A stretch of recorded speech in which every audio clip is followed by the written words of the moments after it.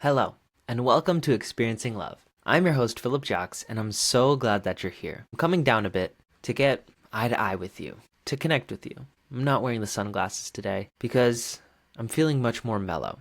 I was looking for inspiration on what to do next, what I wanted to record today, who I wanted to be, and I found it very difficult to do so. And maybe you could relate to what I'm about to say. Sometimes it could be really easy to feel like you're going through the same patterns. You're going through the same rhythms, the same moments. And having these habits, having these patterns is neither a bad nor good thing. Sometimes they're helpful and sometimes they're not. When they're helpful, it's amazing to keep doing what you're doing, following those patterns that are working. Yet, when they're not working, you have to get creative to find something different, to find a different way to do things. The problem I ran into earlier was I was trying to come up with new ideas, new methods, new strategies, new patterns, yet I wasn't changing anything in my life. I was just doing the same thing again and again and again. So my solution, and it's a quick solution that anybody can do, is to just change your environment. Switch it up. Go somewhere new, see something different, maybe even say something you've never said before. The point is to interrupt the patterns that we have in our life. When I was trying to come up with the idea for today's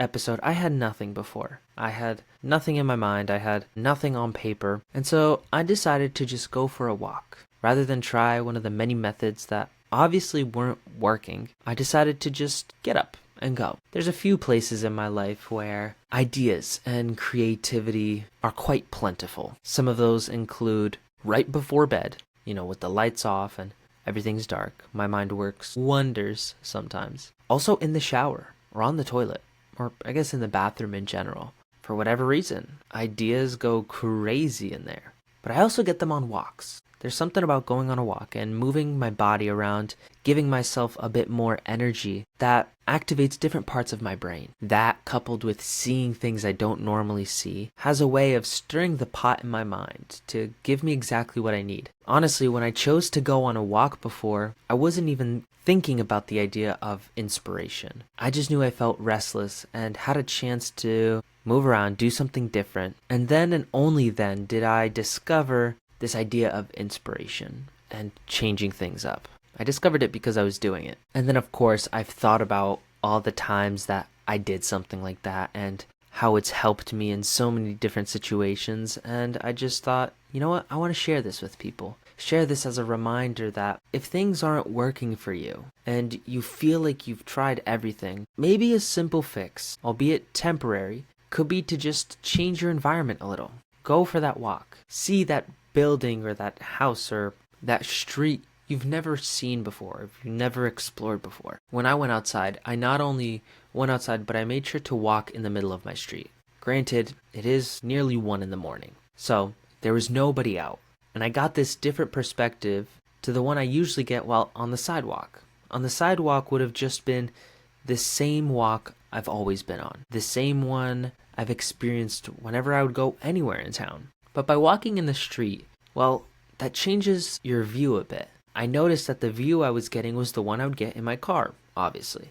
But doing so at the pace of walking and really observing and seeing all the houses and the cars passing me by just really shifted my perspective and made me realize just how much I've been on autopilot lately and not noticing all these things. Autopilot is really cool. It's crazy, it's amazing that we're able to go into this state of mental energy conservation so that we do more with much less. But sometimes we get stuck using the same autopilot, the same patterns for problems that need something different, something we've never done before. I'm at this point in this month, in this year, in my life where I am embracing change at every corner. Every single time I feel up to it, I embrace it. As you can see behind me, I brought down this old keyboard that I've had in my attic and in my life for who knows how long, honestly. I can't remember a time when we didn't have it. I never really learned how to play,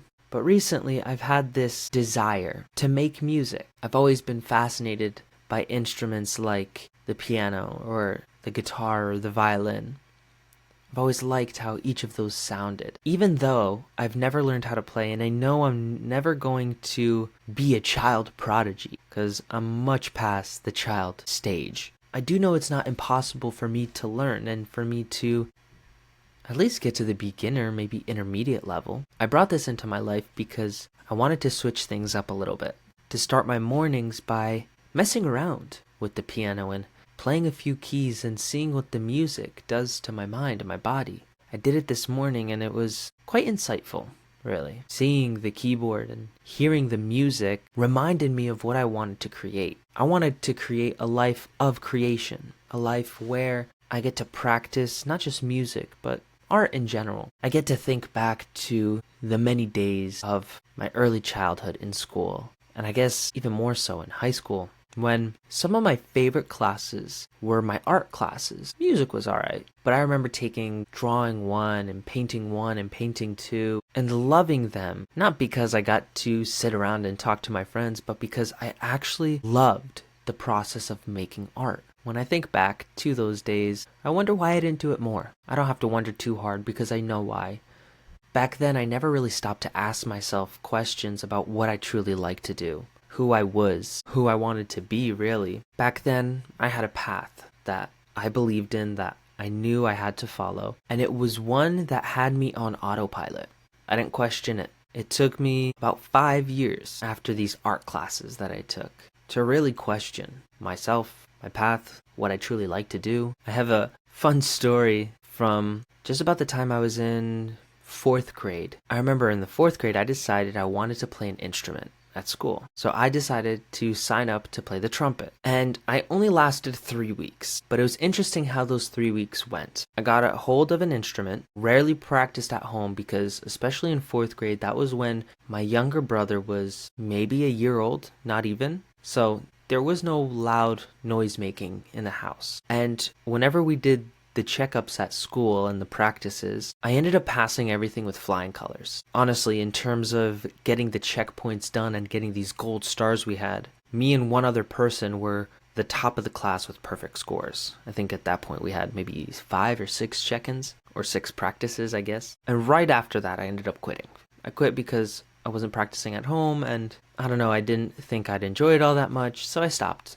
I look back at that now, and I say it is so funny just how well that music came to me, and how despite that, I just said, yeah, no thanks, I'm good. I just quit on myself, really. Maybe it's not so funny. When I was remembering the story earlier, I was cracking up, I was laughing my butt off. But right now, when I really think about it, I think maybe it is a shame that I didn't keep going, I didn't keep working on it. Granted, it was the trumpet, so it's not one of the many instruments that I'm trying to play now, but I also don't regret not following that path, because regret means that you wish something different happened. But I wished for everything to stay the same, because without everything that has happened, I wouldn't be where I am at right now. Yeah, it's been hard, but it's also been easy. There's been a lot going for me and a lot against me, and I learned so much, but I wouldn't be doing what I'm doing without everything that has led up to this point.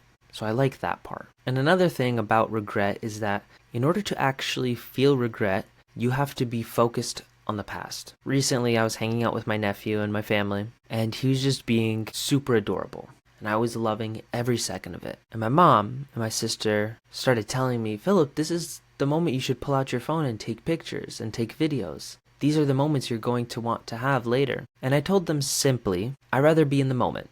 I'd rather just be here with him. And so I didn't pull out my phone. I just hung out, enjoyed seeing him, learning to walk. He's almost there. And I really gave it some thought later on and saying, maybe I will miss having those moments. Maybe I will wish I had pictures and videos. And maybe. We'll see. What I do know is that if all I want is those photos and videos for me to look at later, then that means I expect to miss these moments, meaning I almost want to relive them, which ultimately means I'm not living in the present moment. Because no matter what you say, no matter what you think, there's things to pay attention to right now. There's people with us right now. I know it may be hard to lose someone, and it doesn't just mean that they pass away, but it could mean that they move away, they change, they grow up. You may miss different versions of them, but if you're too busy missing something that's no longer there, you're not giving yourself the space or the opportunity to see what's in front of you right now. They may be gone, that version may be gone, but there is someone in front of you that isn't.